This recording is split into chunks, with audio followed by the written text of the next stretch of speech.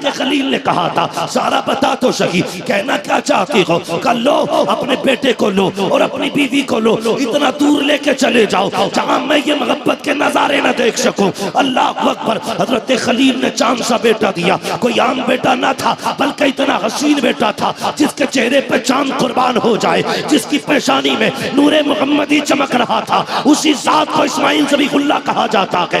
आपने शहजादे को लिया, ए मालिक जाना कहा है, का ये फैसला हमारी मर्जी पे छोड़ दे, जहां जाकर के तेरी सवारी ठहर जाए वहीं खलील को छोड़ देना, वहीं जाकर के इस्माइल को छोड़ देना, हाजरा को छोड़ देना। आप बैठे सवारी पे, शहजादे को लिया, हजरत हाजरा को लिया और ऐसी जगह पे जाके सवारी रुकी है जहां पानी नहीं है, जहां खाना नहीं है, जहां कोई रिश्तेदार नहीं है, जहां कोई अकरबा नहीं है, जहां कोई आबादी नहीं है, जहां कोई बस्ती नहीं है। इम्तिहान हो रहा है। अल्लाह अकबर। आपने बेटे को उतारा, ज़ौजा को उतारा। जरा दिल थाम के बात सुनना प्यारे, हज तो ज़माने ने किए हैं, कभी तारीख उठा करके देखो। जब आपने शहजादे को उतारा और बीवी को उतारा, आप छोड़ के वापस आने लगे, थोड़ी सी खजूरें दी है, थोड़ा सा पानी दिया है, देख करके वापस पलटे। हजरत हाजरा हैरत में है, ए मेरे सरताज आपको तो इस्माइल बड़ा प्यारा है, आज अचानक ये फैसला क्यों किया जा रहा है?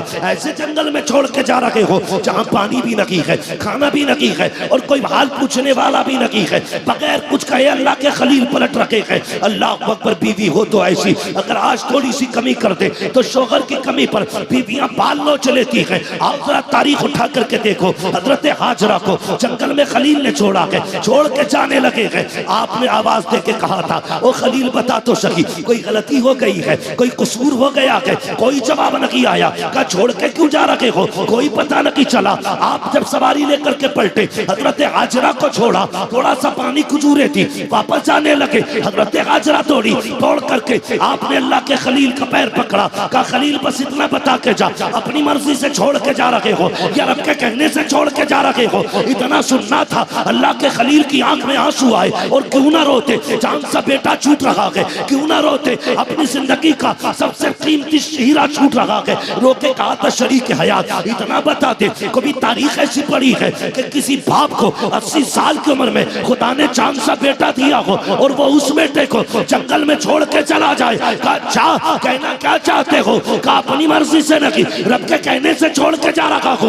इतना सुनना था। हाजरा दौड़ी, कहने लगी खलील अगर अपनी मर्जी से नहीं, रब के कहने से छोड़ के जा रहे हो तो इतना सा काम और करो। का कौन सा? का ये पानी भी लेके चले जाओ, खजूरे भी लेके चले जाओ। का हाजरा किस लिए? का तुम्ही ने कहा है रब की मर्जी से छोड़ के जा रहे हो तो सुनो, जिस रब ने हमें 80 साल की उम्र में चांद सा बेटा दिया है वो हमें खाना भी दे देगा, वही पानी भी दे दे। बेटा दे दे है करम है अल्लाह का कि उसने बेटा नहीं मांगा, बेटा नहीं मांगा, उसने आपसे एक जानवर की कुर्बानी मांगी। अगर वो बेटे की कुर्बानी मांग लेता तो कुर्बानी देनी पड़ती कि नहीं? बोलो देते कि नहीं? देनी पड़ती?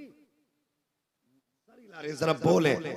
अगर बेटा मांग लेता तो देना पड़ता, लेकिन उसने बेटा हमसे बेटा नहीं मांगा, हमसे कहा कुर्बानी दो, हमसे जानवरों की कुर्बानी मांगी गई, लेकिन हम वो भी नहीं दे पाते। 4000 की पैंट ले आएगा, 3000 का कुर्बानी का हिस्सा नहीं करता, कहता हिसाब नहीं है। कई लोग तो कहते हैं अभी पिछले साल तो की थी, कहता आपके अब्बा की कर दूं। क्या अब्बा की कुर्बानी करेगा कि अब्बा का हिस्सा करेगा?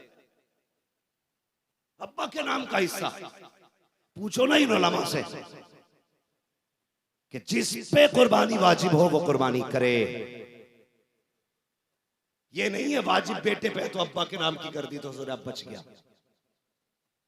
आप हालात देखें और कुर्बानी अल्लाह माफ करेगा। या तो लोग करते ही नहीं है, करते हैं तो इतना शोर करके करते हैं कि साहब बुला बुला के कहते हैं जानवर देखो कितने का होगा। थोड़ा सा खूबसूरत लाके कह रहा देखो कितने का होगा। 40,000 का पूरे मोहल्ले को बता रहा है कि 40,000 का लाया हूं इस बार, देखो बताओ कितने का होगा। तमाशा लगा रखा है। शर्म आनी चाहिए हम लोगों को। और फिर हद कर देते हम लोग, कुर्बानी करते ठीक है ना। उसके बाद एक होता कुर्बानी, दूसरा काम होता है फिर गोश्त। कई लोग तो पूरा बकरा फिट कर देते हैं फ्रिज में, 8 दिन तक हजरत निकाल निकाल के खाते हैं। गोश्त भी कहता होगा मालिक किसके घर भेज दिया, ये तो गला गला के खा रहा है। एक टांग निकालेगा, पकाएगा, मौज करके सोएगा, अगले दिन एक निकालेगा। 15 दिन बकरा चलता है। एक तो कहने लगा जब गया ना मैं, तो मुहर्रम शरीफ का खिचड़ा था, मुहर्रम शरीफ का खिचड़ा। तो मैंने कहा भाई गोश्त कम है क्या? उसने कहा कुर्बानी का था, कम ही बचा था, उसका ही बना लिया। से मुहर्रम तक ले गया खींच के, बेगैर थी, देखो पूरा फ्रिज में रख लिया। पहली बात तो करते ही नहीं कुर्बानी, कुर्बानी किया करो। जानते हो फरमाया गया कुर्बानी के दिनों में इससे बड़ी कोई इबादत नहीं है। हर बंदा कुर्बानी करे। और मेरे हुजूर ने मदीना शरीफ में 10 साल कुर्बानी की। कितनी कितनी और जोर से कितनी? 10 साल। और जानते हो कभी एक कुर्बानी नहीं की। यहां तक लिखा है कि हर बार हुजूर तो कुर्बानी करते थे। हज़रत अबू बकर सिद्दीक हज़रत अली कहते हैं या रसूलल्लाह, एक हिस्सा तो आपका, एक किसका करते? फरमाते थे एक हिस्सा मेरा है, एक हिस्सा मेरी उम्मत का होता है। वो सैयदुल अंबिया हो के उम्मत का हिस्सा करते। उम्मती की जिम्मेदारी नहीं बनती वो हुजूर का हिस्सा करे। भाई किया करो हिस्सा, हुजूर के नाम का हिस्सा किया करो। मेरे नबी ने खुद कहा था अली जब भी कुर्बानी करे 2 हिस्सा करना, एक अपने नाम का हिस्सा करना, एक मेरे नाम का हिस्सा करना। और पूरी जिंदगी हजरत अली ने 2 हिस्से किए। एक हिस्सा अपने नाम का करते थे, एक हिस्सा हुजूर के नाम का। आज तो एक हिस्से में मर जाते हैं। और बोटी के लिए पहले प्लान ले रहा, कह रहा पाए मेरे हैं, इसके पाए मैं लूंगा,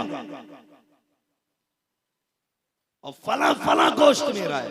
कुर्बानी खाने के लिए नहीं होती है, कुर्बानी अल्लाह की रजा के लिए होती है। किसके लिए? जोर से किसके लिए? और जोर से किसके लिए? जब हिस्से करो देखभाल के करना, कुर्बानी आने वाली है। कोई बंदा ये कहे यार इसलिए कर रहा हूं ताकि बालक भी थोड़ी बहुत बोटी छोटी खा ले, तो हिस्से से निकाल देना। एक बंदा अगर ऐसा शामिल हो गया जिसकी नीयत कुर्बानी में गोश्त होगा, तो तुम्हारे सब की कुर्बानी खत्म। और कई बार तो ऐसा होता है कि कुछ बदअकीदों को भी शामिल कर लेते हैं लोग। अगर कोई वहाबड़ा किसी की कुर्बानी में शामिल हो गया तो सबकी कुर्बानी कुर्बानी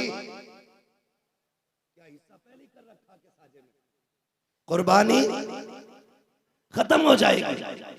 गोश्त खाने वाला बदअकीदा कोई कुर्बानी में शामिल नहीं होना चाहिए।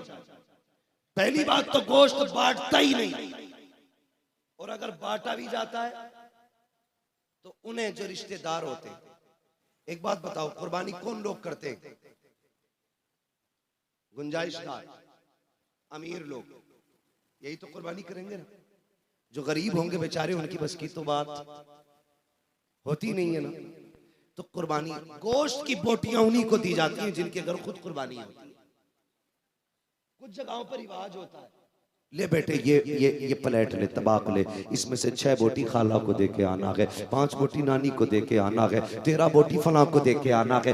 इतने सा गोश्त तकसीम किया जा रहा है, वो भी उन लोगों के घर पे जिनके घर पे कुर्बानी का गोश्त पहले से मौजूद है। और यार ये कुर्बानी का गोश्त अगर तू तकसीम कर रहा था, सुन तो सही, उनके घर क्यों भेजा जिनके घर कई किलो रखा हुआ है? उनको भी तो देख लेता। ऐसे भी गरीब होंगे जिनके घरों में 8-8 दिन से गोश्त नहीं आता है। ऐसे भी गरीब होंगे जिनके घर में महीने महीने गोश्त नहीं बनता है। ऐसे भी तो गरीब रहते हैं जिनके बच्चे बकरा ईद का इंतजार करते हैं। कितने ऐसे भी गरीब होते हैं जिनके घर पे ईद बकरा ईद के दिन भी बजाय गोश्त के दाल बना करती है, और तुम्हारे घर की बोटियां अमीरों के दरवाजे से वापस लौटाई जाती हैं। कई घरों में ये कह के गोश्त वापस कर दिया जाता है हमारे घर में पहले से मौजूद है। हमें शर्म आनी चाहिए। पहली बात तो गोश्त भेजते नहीं है, अगर भेजते हैं तो उन लोगों के घर में जिनके घर में पहले से रखा हो। ऐसा मत करना, तलाश कर उन गरीबों को जिनके घर में कुर्बानी नहीं हुई है और 4 बोटी नहीं, इतना दे देना जिससे गरीब के बच्चों का भला पूरा हो जाए। और यार दावे के साथ कहता हूँ, तू साल में 365 दिन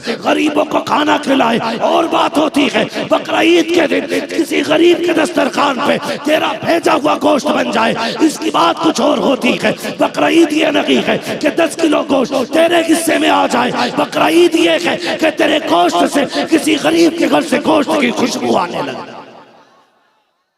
करेंगे इंशाअल्लाह।